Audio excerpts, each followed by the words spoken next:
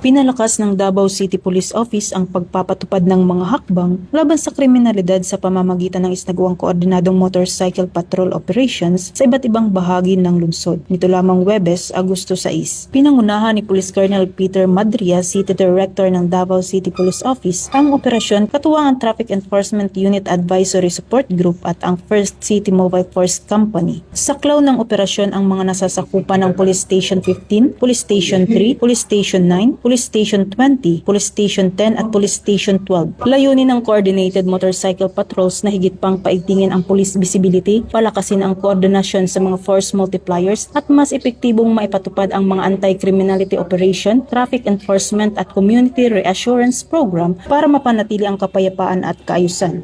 Mula dito sa National Headquarters ng Philippine National Police, ako po si Patrolwoman Dara Falogme. Nagbabalita para sa Police News Network, alagad ng batas, tagataguyod ng balitang pulis, bagong PNP para sa bagong Pilipinas, serbisyong mabilis, tapat at nararamdaman.